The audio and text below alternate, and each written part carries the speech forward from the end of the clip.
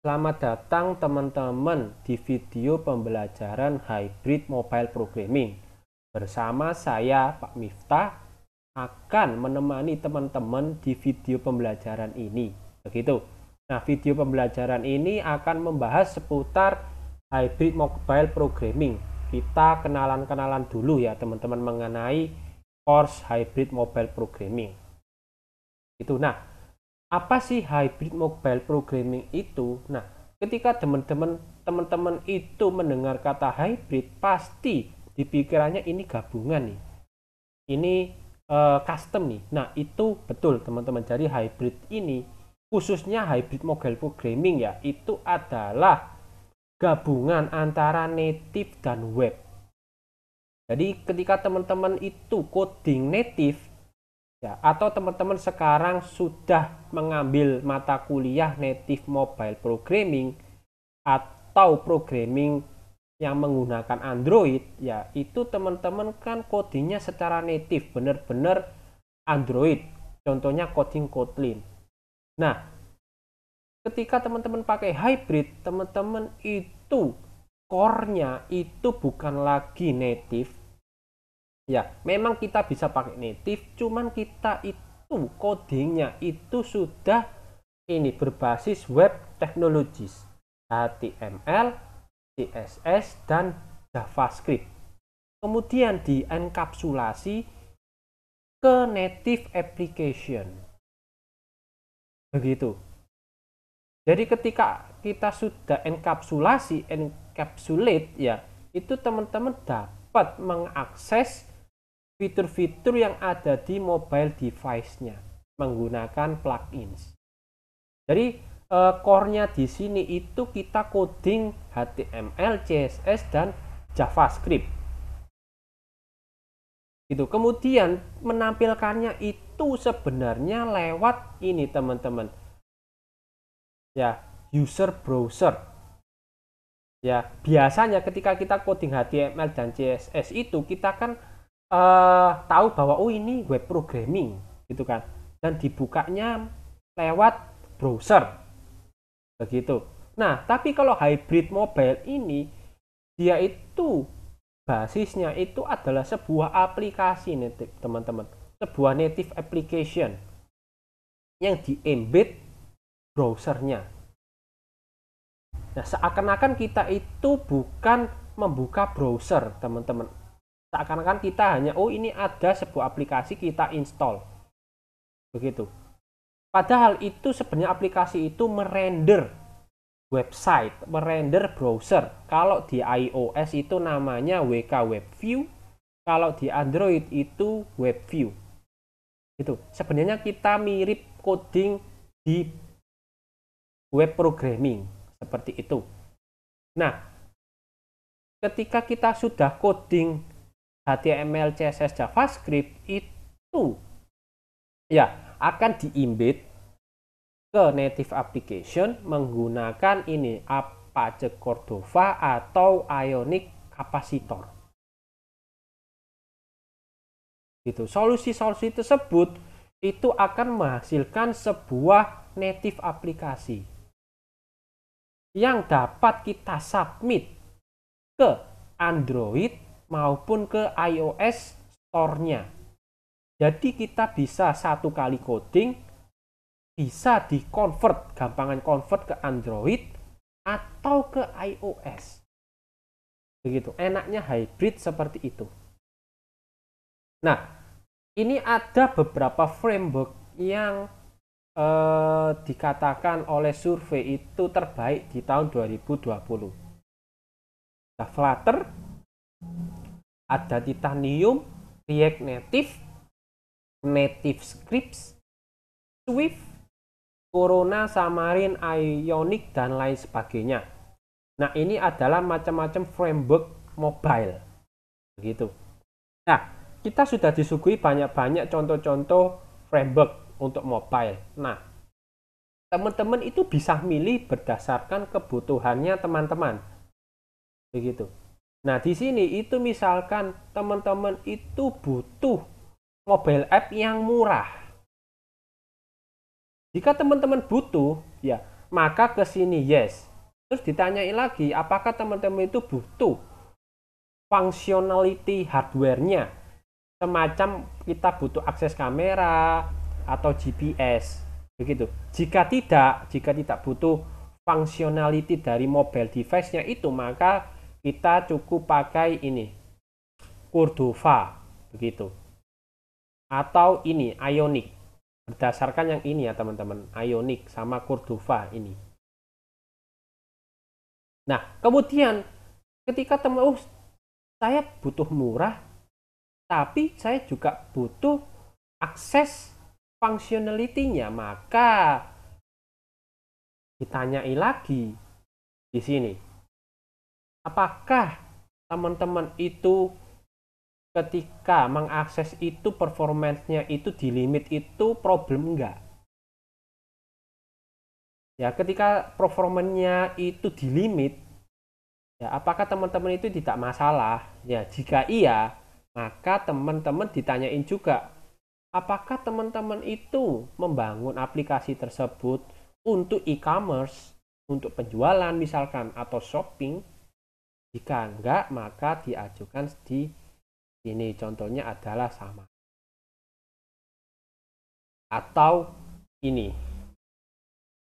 Jika iya, maka teman-teman bisa pakai Angular maupun React ini. Ya. React seperti ini. Jadi di sini ketika kita nggak butuh, kita bisa pakai cross platform application. Ketika yes, kita bisa pakai progressive web app.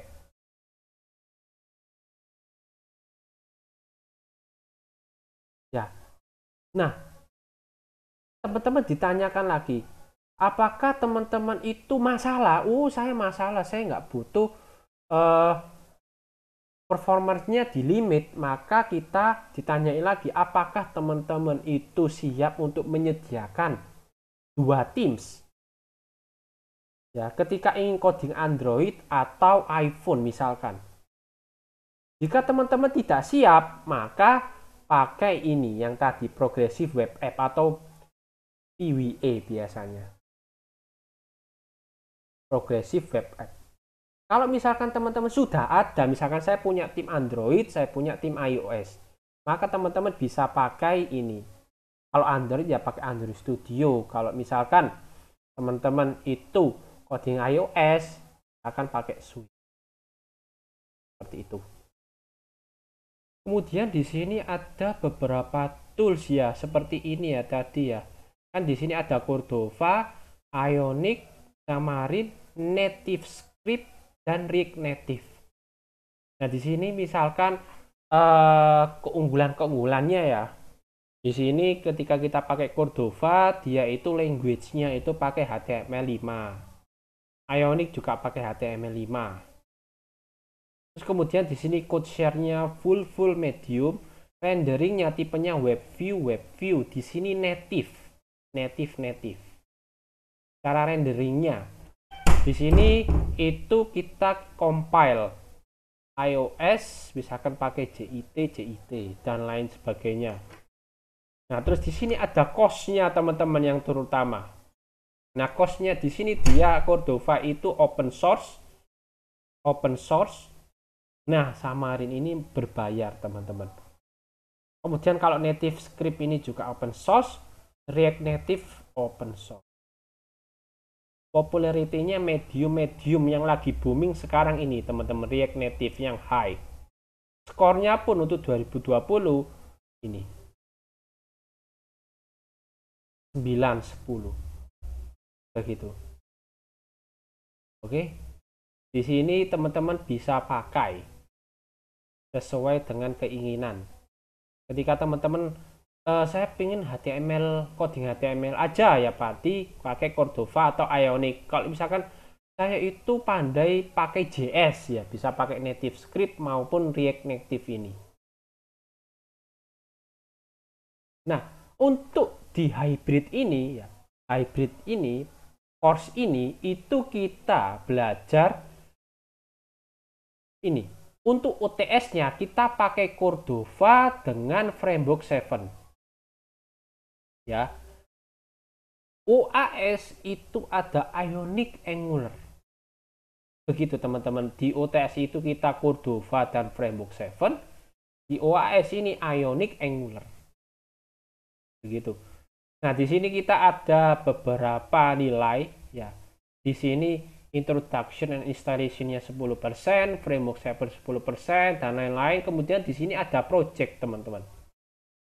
Project membangun sistem informasi itu nilainya 50%. Kemudian di OAS-nya itu teman-teman akan belajar instalasi TypeScript, komponen, dan lain-lain. Kemudian ada projectnya teman-teman, di sini 50%. Kita coba ya teman-teman itu membangun sebuah progressive web apps. Gitu ya. Progressive web apps application. Ini nilainya 50%. Jadi saya harapkan teman-teman itu mengerjakan seluruh tugas ya teman-teman. Seluruh tugas dari UTS dan UAS, karena tugas-tugas ini nilainya 50% teman-teman. Meskipun teman-teman itu mengerjakan proyeknya itu bagus, tapi ketika teman-teman tidak pernah mengerjakan tugas, ya nilainya pasti tidak akan sempurna. Seperti itu. Nah, di sini ada ini adalah dosen yang mengampu mata kuliah hybrid mobile programming. Yang pertama adalah Pak Daniel Hari Prasetyo. Beliau mengampu KPA dan KPZ. Saya sendiri ya Ahmad Miftah Fajrin itu mengampu KPB dan KPD. Nah, sedangkan Pak Andri itu mengampu KPC. Nah, teman-teman jika ada pertanyaan bisa email dari lecturer ini KP, tergantung KP-nya ya teman-teman. Nah, daripada teman-teman email ini, teman-teman bisa join grup. Nah, untuk KPA bisa WhatsApp grup lewat sini. Ini digunakan, grup-grup ini digunakan untuk diskusi materi maupun pengumuman penting dan lain sebagainya. Jadi saya harapkan teman-teman yang menonton video ini dan tergabung di KPA sampai KPZ, A, B, D, C, Z, silakan gabung grup yang sudah disediakan. Kalau KPA di WhatsApp, kalau KPB dan D saya itu Hangouts, kalau KPC juga Hangout, KPZ itu juga WhatsApp. Perhatikan jangan salah masuk KP ya teman-teman. Kalau teman-teman sudah masuk KPA ya jangan join di KPC. Tuh. Oke. Nah, Cordova ini ya, Cordova sendiri itu adalah sebuah open source teman-teman, mobile development framework. Jadi teman-teman bisa menggunakan ini secara gratis dan mengembangkannya juga. Terus kemudian di sini itu teman-teman codingnya menggunakan HTML5 dan bisa ditambahkan CSS3 dengan JavaScript. Dan dia juga cross-platform development. Jadi dia punya wrapper sendiri untuk target ke Android atau iOS. Begitu. Nah, teman-teman gunakan Cordova ini jika teman-teman itu adalah sebuah web developer ya, yang menginginkan aplikasinya ini across more than one platform. Jadi bisa digunakan di banyak platform. Contohnya Android dan iOS. Tanpa kita coding lagi, teman. Tanpa kita coding lagi, Android sudah kita coding, kemudian iOS kita coding lagi. Nggak perlu. Nah, jika teman-teman itu web developer dan menginginkan deploy-nya itu menggunakan atau menghasilkan web app, itu pakai Cordova. Nah, kemudian ada lagi ketika teman-teman itu seorang mobile developer yang interested tertarik untuk ini mixing native application komponen seperti WebView ya, yang dapat mengakses device level APIs-nya begitu. Atau teman-teman itu ingin membuat plugin-nya sendiri antara native, benar-benar native ya, device native itu dengan WebView komponen. Nah, gambaran besarnya itu seperti ini. Cordova application. Di sini ada web app ya, codingnya HTML, CSS, kemudian ada konfigurasinya berupa XML, kemudian ada resources-nya. Nah, di sini itu ya saling berhubungan antara HTML-nya ini, rendering engine. Jadi ketika teman-teman coding itu di-render menggunakan WebView. Gitu, WebView di Android maupun WebView di iOS.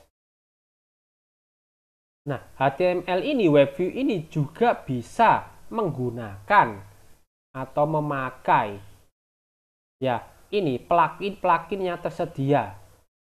Semacam misalkan geolocation, kamera, device, kontak, storage, network, jaringan internet. Ketika teman-teman misalkan membangun sebuah aplikasi yang butuh kamera, begitu, atau butuh upload, atau butuh mengakses kontak, nah itu sudah tersedia di Cordova Plugins ini.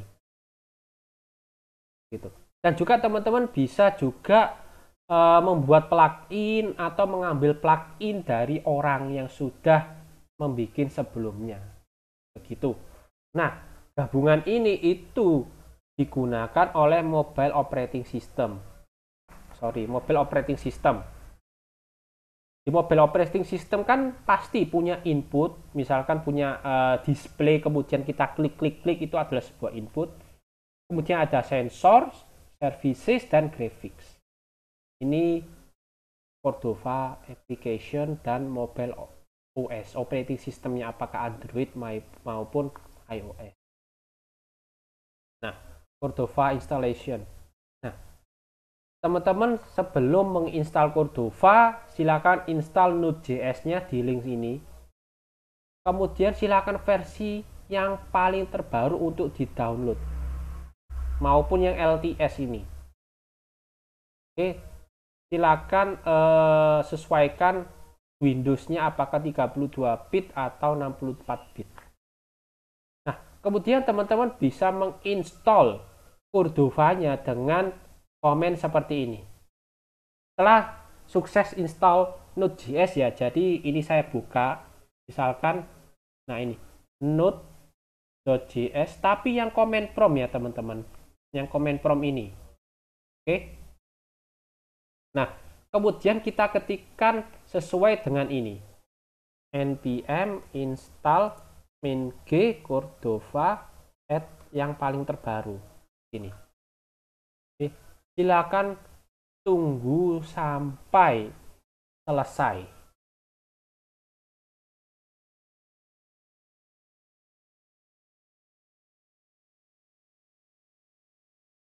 Nah, ini ketika saya sudah menunggu beberapa saat ya.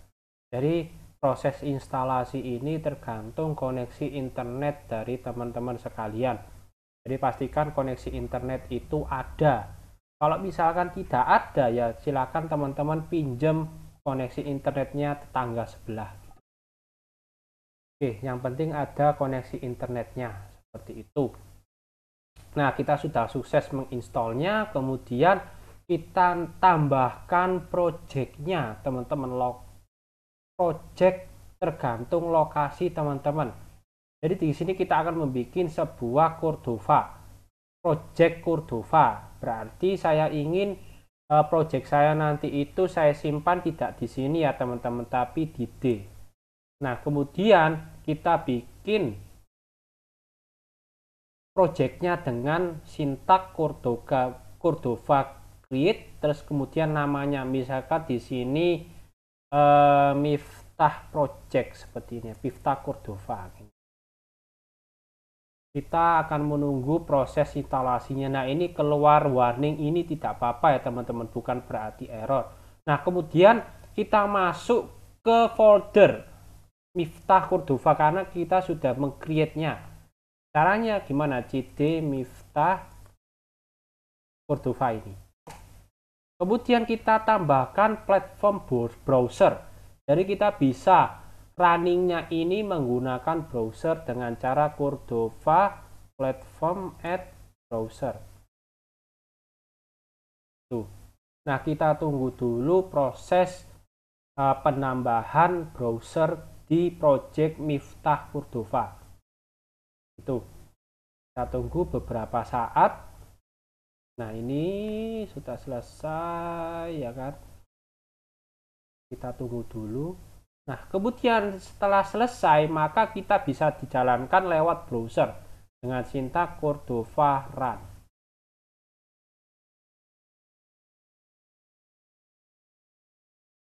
Nah, ini akan membuka default browser. Nah, ini setelah terbuka maka keluar seperti ini. Apa aja Cordova, device is ready.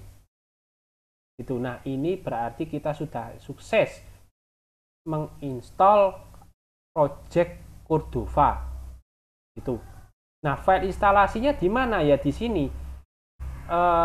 Ini drive D Miftah Cordova. Nah, di dalam sana pasti ada CSS dan HTML beserta JavaScript-nya di situ semuanya. Oke, saya lanjut lagi. Nah, jadi di sini itu tadi kan kita Cordova run in browser. Sekarang kita coba run in Android. Nah, sebelum itu teman-teman harus menginstal ini. Ya, silakan install JDK versi 8, Gradle, dan Android Studio-nya. Begitu. Silakan tiga-tiganya ini teman-teman download ya. Nah, kemudian setelah download dan install ya teman-teman. Setelah teman-teman download dan install, kita akan menambahkan sebuah path. Sebuah path yang akan dipakai. Nah, path ini kalau di Windows dia berada di environment variable. Silakan teman-teman misalkan seperti ini ya. Saya tekan icon Windows saya, kemudian saya environment variable. Saya klik, kemudian saya edit ini environment variable, kemudian tambahkan ini ya Java Home, Android SDK root dan Android Home. Di sini kebetulan sudah saya tambah Android Home, SDK root sama Java Home. Nah, biasanya letak dari Android Home dan SDK root ini ketika teman-teman sudah menginstal Android Studio, maka posisinya itu biasanya di sini. C users, nama dari user teman-teman, misalkan saya Miftah, kemudian app data, lokal Android SDK. Begitu. Kalau home yang home. Oh, ini kebalik ya teman-teman. Jadi kita edit di sini. Jadi yang home ini harusnya nggak pakai SDK. Ya, ini. Kemudian yang SDK ini kita edit SDK. Ini biasanya teman-teman bisa cek dulu lokasi di dalam Android SDK ininya, di browse direktorinya, apakah ada, gitu ya.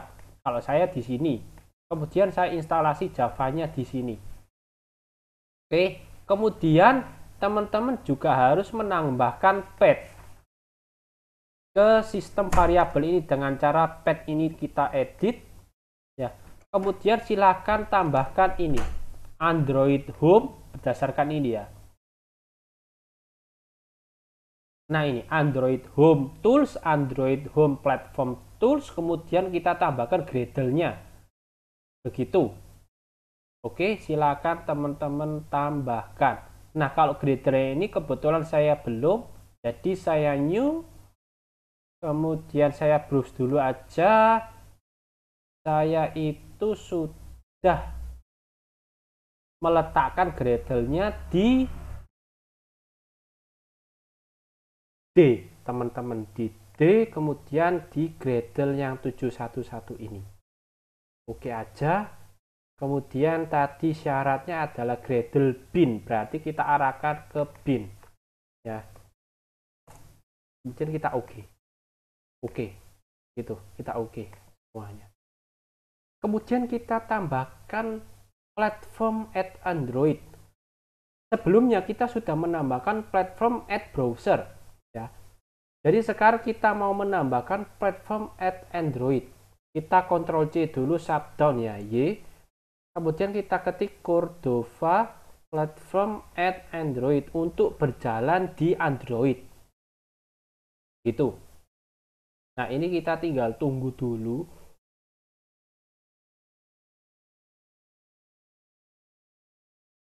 Oke, sambil menunggu saya langsung ke homebook-nya aja, teman-teman. Nah, jadi silahkan ya, teman-teman itu ubah ya dari halaman default yang device is ready itu ya, diganti dengan informasi data diri Anda, misalkan ada nama, NRP, hobi, makanan favorit, dan lain sebagainya. Desainnya bebas, teman-teman. Nah, silakan ya kumpulkan file tersebut ya di ULS berupa APK-nya saja, begitu. Jadi silakan upload file APK-nya ke ULS. Nah, ukuran filenya itu jika lebih dari 10 MB upload ke Google Drive. Dan jangan lupa share linknya itu menjadi public. Kemudian copy link Google Drive-nya ke ULS. Deadline-nya minggu depan ya teman-teman, dari hari ini teman-teman menonton, atau jadwal hybridnya, course hybrid programming. Dan jangan lupa ini bobot NTS-nya 10%. Oke, sekian dari video pembelajaran ini. Jika ada error atau pertanyaan, silakan chat di grup Hangout masing-masing KP. Begitu. Oke, terima kasih dan salam sehat untuk